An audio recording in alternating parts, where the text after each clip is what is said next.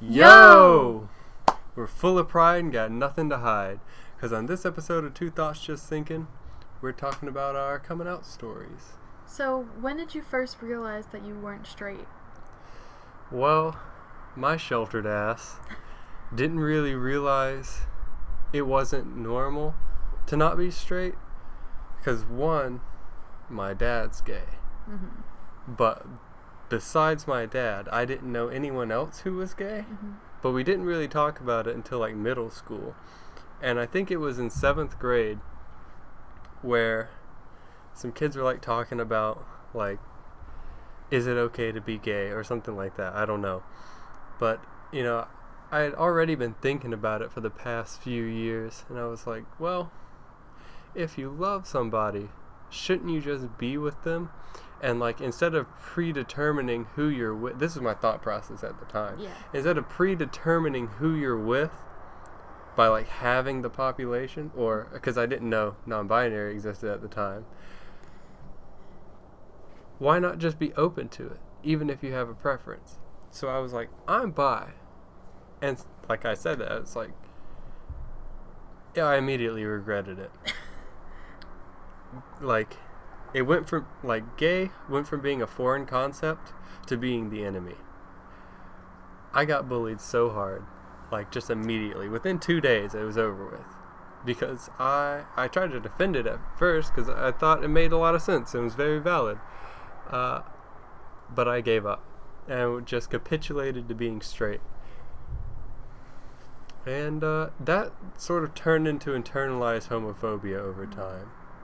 But when did you first realize you weren't straight?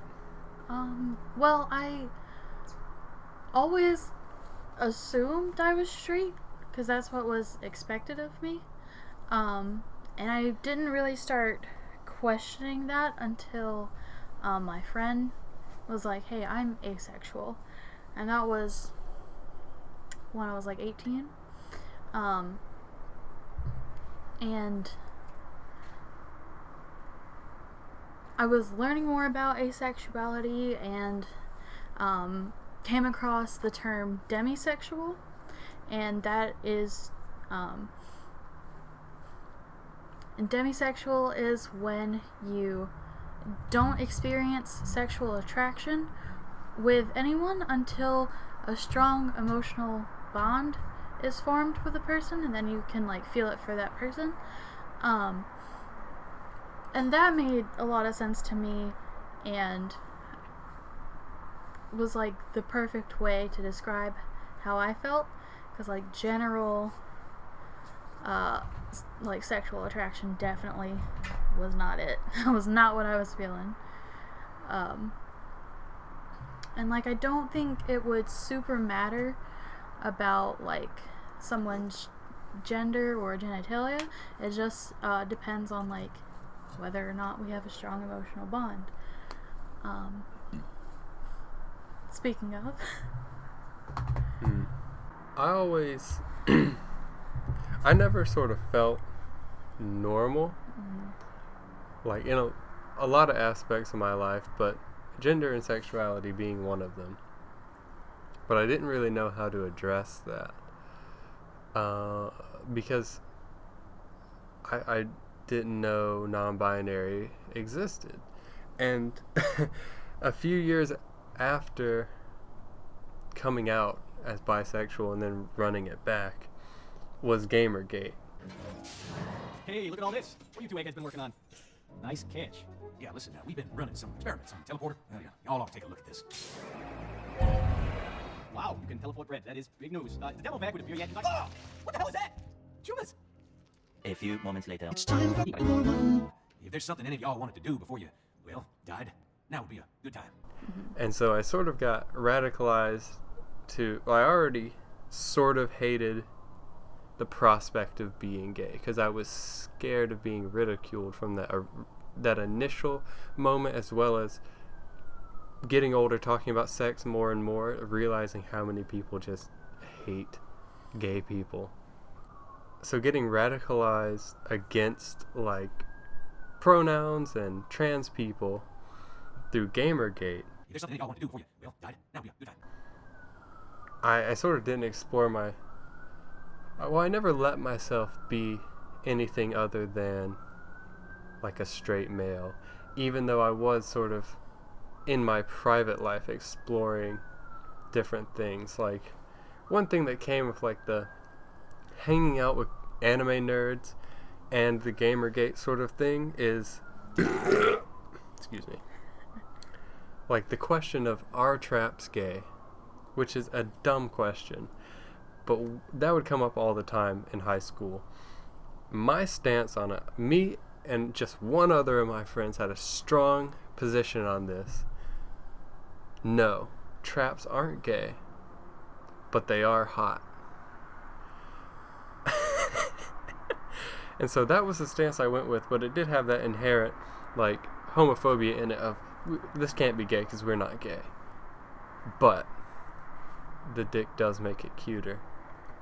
And this comes back to bite me in the ass, because after high school, I got myself out of the internalized homophobia and, like, actually started to accept the LGBTQIA plus community, and that I could potentially be in it, or that I was, because I was realizing that I definitely was bisexual, or more accepting it, because I had already realized it. But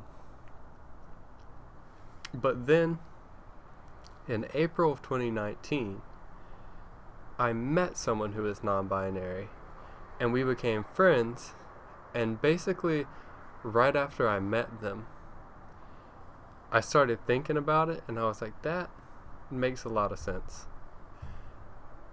And within a week, I realized that I was also non-binary and would like to be called by they them pronouns, which isn't just non-binary. Like, that's not all non-binary is.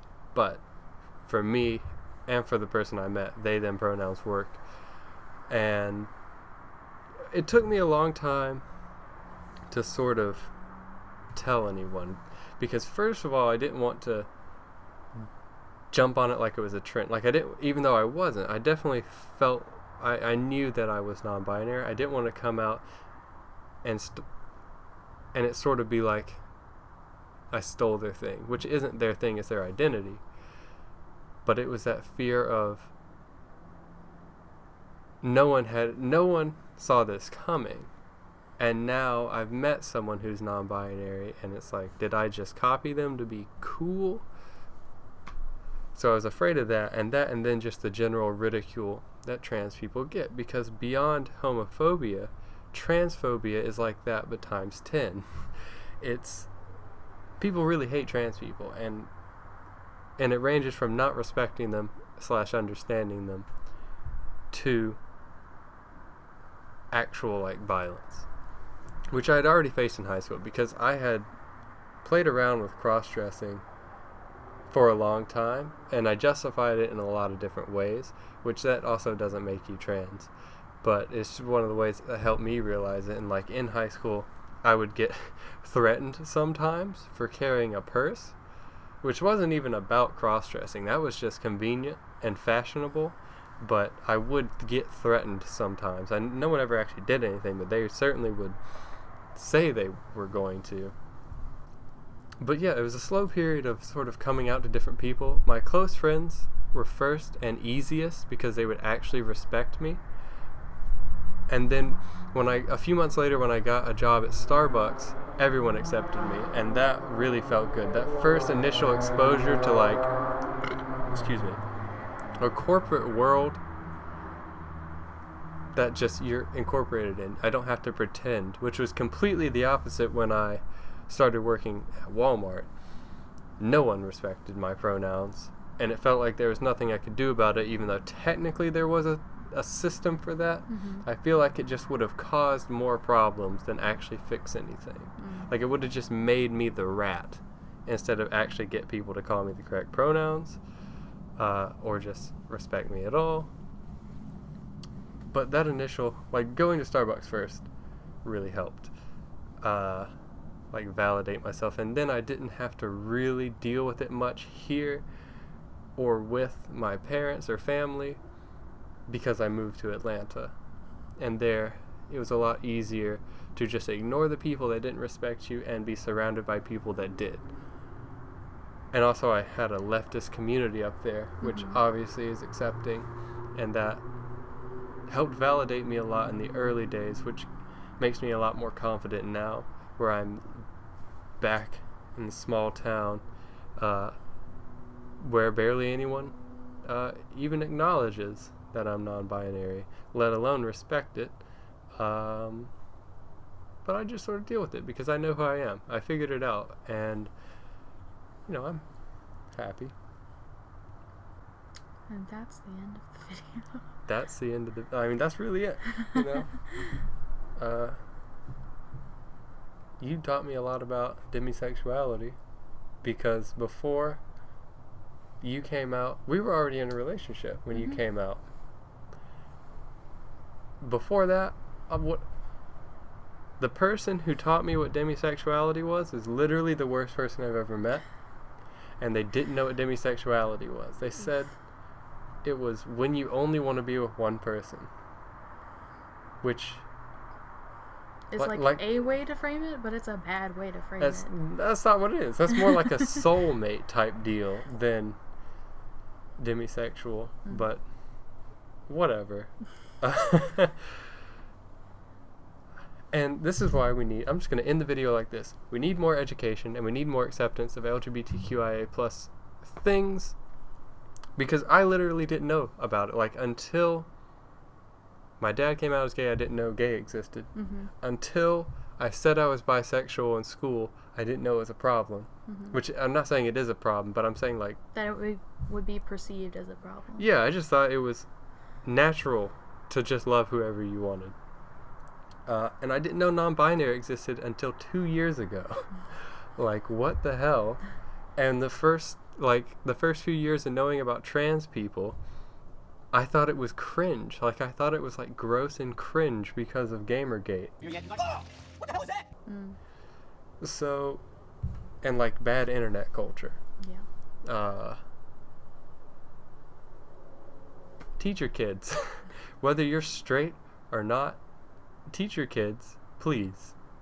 And let's advocate for better sex ed in school and better LGBTQIA plus acceptance in school.